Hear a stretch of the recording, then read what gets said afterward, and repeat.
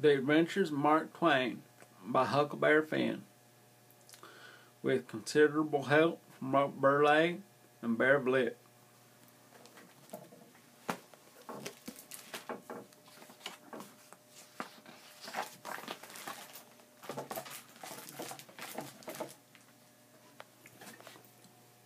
Warning to the reader. Be advised that the author of this book, Huckleberry Finn, is not a writer.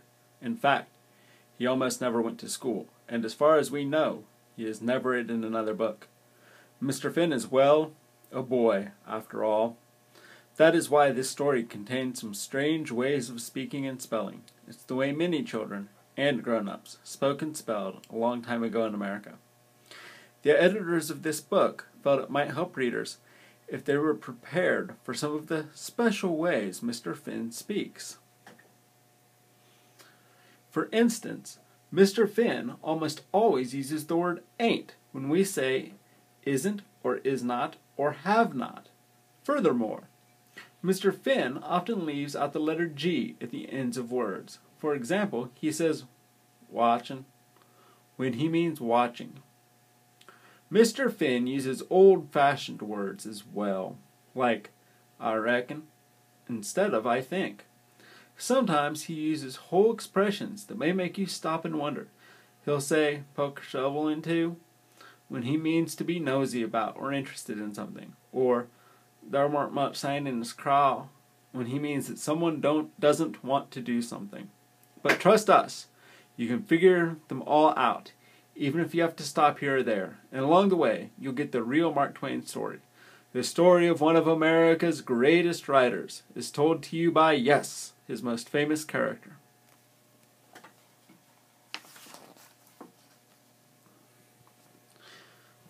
About why I is writing this book. You don't know about me without have you read a book by the name of Adventures of Tom Sawyer or another book by the name of Adventures of Huckleberry Finn? Yep, you guessed it, that's me. Now, them books was written by Mr. Mark Twain, and he told the truth, mainly, except for a stretcher here or there.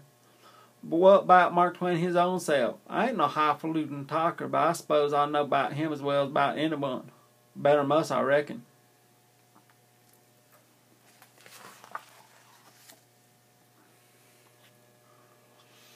Didn't we float down the same river, laying by and looking up at the sky all speckled with stars? Didn't we climb the same hills, tall, long, and steep they was, too? And didn't we play cops and robbers in the same woods? Well, thinks I, why don't I write down Mr. Twain's adventures the way he writ mine? Ain't Huck Finn got to say? I reckon that you have seen a picture of Mark Twain.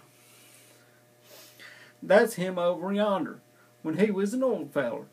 Always wearing a clean white linen suit, which, between you and me, makes me feel gusted up and hog-tied just to look at. But there's something you maybe ain't learned yet. Mark Twain weren't even his real name. His real name is Samuel Clemens, and it's Sam I mean to fix on. Not to worry, though. This ain't intended to be some windy biography. I don't lean to writing, and I don't fetch to books much neither, especially long ones. But here goes.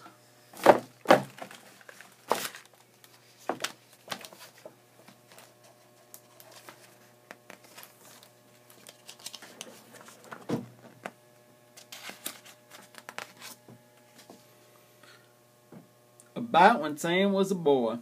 People's always blabbing about Sam's boyhood, so I guess I should start with that myself. Him being an author, you might expect he went to one of them fancy pants schools people don't brag about. Heck, Sam hardly went to school at all. He grew up being poor, same as me, in a dusty village set sideways of the Mississippi River. But being poor ain't fun. Being poor don't mean not having fun. Sam was born excited. He did stuff. He trained, skylarked, and poked his shovel into whatever tricked his fancy. He loved that big rolling Mississippi much as I did. He swum in it. He slung his fish baits in it. Winters even skated on it. Sometimes he'd swim out on an island in the river and lay off and loaf all day, watching them big steamboats come chugging and going, playing hooky free from the school miserableness. Truth is, Sam unliked school about much as I did.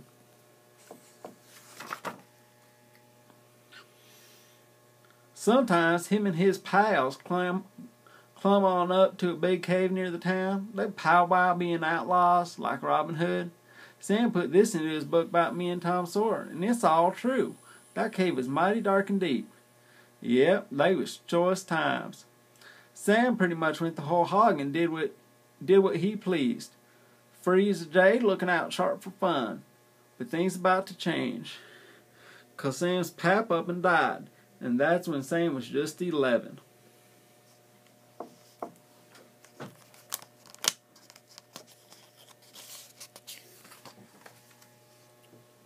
About Sam the Steamboat Captain.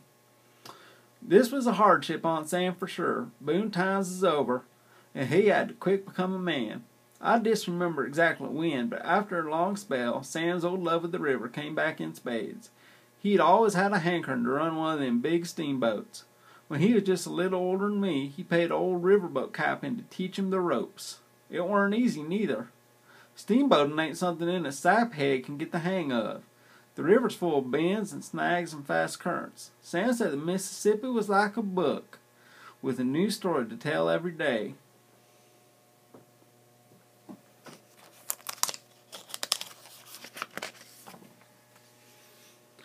He'd stand on the top deck, hands on the wheel, feeling like a king. And I know how he felt. Maybe in Sam's story about me, I just steered a raft. But ain't it the same at night on the river, when everything's dark, and the logs are drifting, mournful and lonesome, and lanterns are twinkling from the edges of other rafts, and shoreside towns ain't nothing but a shining bed of lights? Sam met folks along the way, rich and poor, white and black. The river, you could say, was Sam's schoolhouse. But the Civil War was coming. The river was soon clogged with soldiers and gunboats, and steamboat days for Sam and everyone else was done for. About Sam becoming a writer. With war fever infecting people far and wide, Sam tried soldiering, but it didn't take. There weren't much sand in his craw for killing people. And much more than that, he was very unfavorable being killed himself. So he up and quit after 2 weeks. Then some old cowpoke discovered silver in the hills of Nevada. Sam heard the call and wanted to waltz on in on it. So he lit out and staked a claim and started hammering in the rock. But that didn't earn him no more than blisters and a sore back. By and by, Sam became a newspaper man. And a right good one too. When the news was thick, he read it. And when there weren't any news, well, Sam told some real stretchers.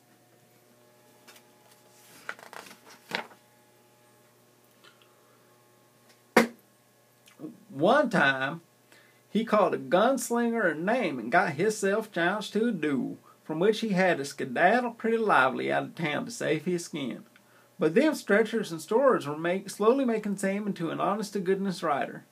Sam's first famous story was about a gambler who bets on a jumping frog and gets tricked and loses. The story is called The Celebrating Jumping Frog of Calaveras County. It's funny and it slides down pie easy. Soon, book folks said Sam was a for-real writer.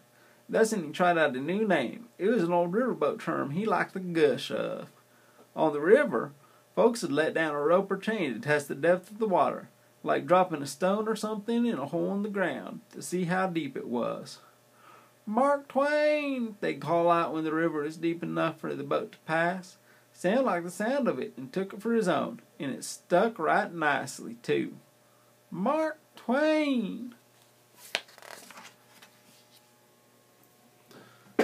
About Sam being a stage performer. Me? I'd rather wade high neck in a hog trough than stand up before a parcel of people eyeing me up and down. But Sam loved giving talks to folks. Had a scratch for it. Especially when they laid out hard cash to hear him. He read from his stories, he told about his travels. He liked to drawl and stop in the middle of this and that and leave the audience dangling. Then he'd snap too, quick as a snake. He said wise stuff like, "You can't pray a lie." He poked fun at himself. Nothing so needs reforming as other people's habits. And sometimes he poked fun at everybody. There are several good protections against temptations, but the surest is cowardice. There's lots of sayings he says, but there's a few my favorites. Folks just plain took to Sam, and it warn't long 'fore he was giving his talks all over the country.